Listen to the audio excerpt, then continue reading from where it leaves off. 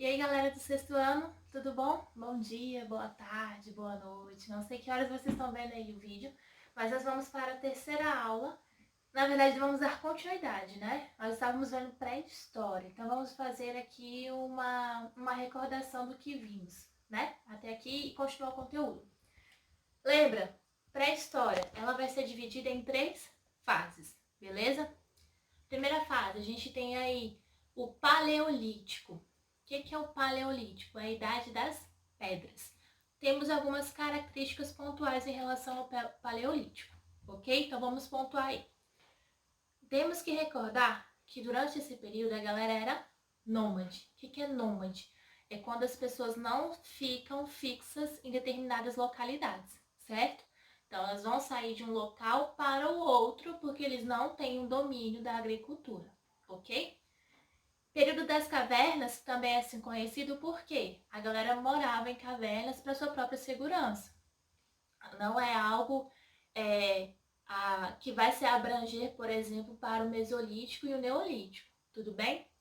Esse período as pessoas vão desenvolver técnicas para a construção de instrumentos, e esses instrumentos vão ser produzidos, construídos com a utilização das rochas, né, das pedras. Por isso que vem a idade da pedra. A gente vai ter artefatos, machados, objetos cortantes que vão estar relacionados às pedras, ok? Então vai ser um período mais rústico, um período mais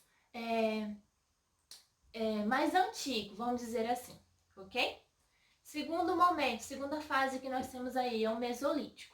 E aí do Mesolítico tem algumas características que vão ser pontuais para o Neolítico.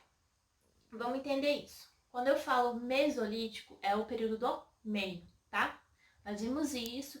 Aliás, reforço que toda vez que vocês estiverem assistindo a aula aqui de história, peguem o livro para acompanhar. Lembra que eu sempre peço para vocês marcarem umas coisas e escreverem? Então vamos aí acompanhar, tudo bem? O Mesolítico, nós vamos passar da galera que era nômade para habitações fixas, certo? Por quê? Porque nós estamos falando aí de um período que vai haver a Revolução Agrícola. O que é a Revolução Agrícola? É a produção, a utilização de plantio e colheita dos alimentos, ok? Então o homem vai dominar a prática do cultivo de alimentos. A Revolução Agrícola acontece aí. Vai ser primordial para o contexto do Neolítico, tá? Que é o surgimento que nós vamos falar das pequenas vilas, né? Segundo ponto, domínio do fogo. Todo mundo sabe que o domínio do fogo ele vai ser primordial para espantar animais, espantar perigos, no aquecimento, na proteção, né? No cozimento de alimentos. Então, tudo isso vai ser importante. O homem com essa técnica, com esse domínio, ele vai se transformar assim, no ser importante da época, certo? Tudo bem?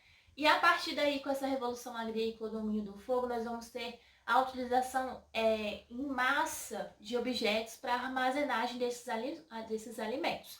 Potes, cerâmicas, vai haver uma produção de artesanatos e artefatos muito grande.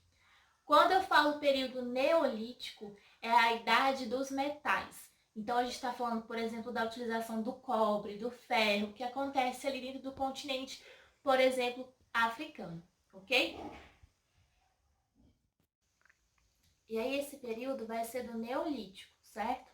Ali no continente africano, porque vai ser retirado dos metais mais pesados e tal, que vai ser a construção de instrumentos como flechas, arcos, machados, tudo isso com utilização de metais. E nós aí passamos a desenvolver o contexto de uma comunidade em si, porque o homem necessariamente ele precisa viver em sociedade.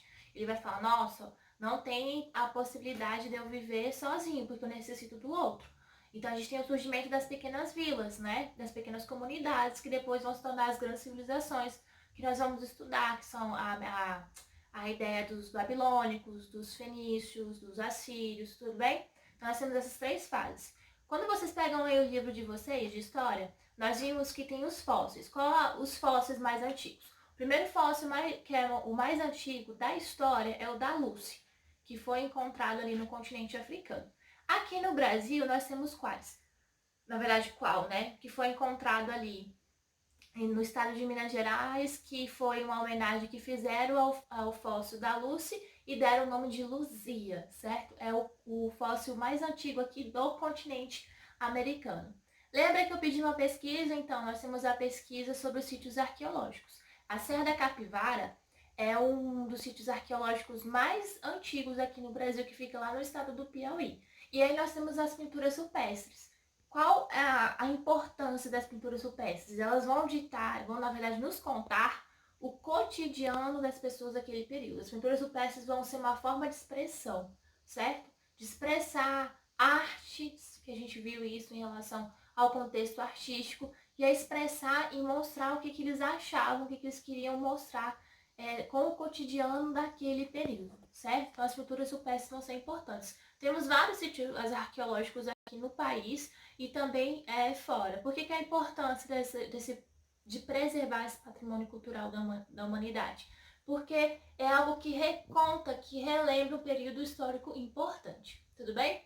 Então a gente fala sobre os fósseis, esses artefatos. Nós recordamos que é uma maneira de a gente entender como essa sociedade vivia, tá?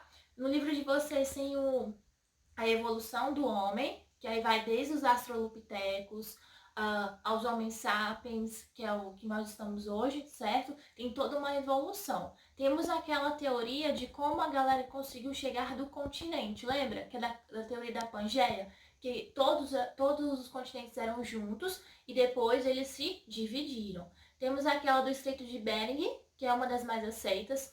A outra é que teoricamente eles poderiam ter construído barcos para chegar de um continente, por exemplo, do africano até o americano, certo? É uma das teorias que também tem em relação à questão acadêmica científica, tudo bem?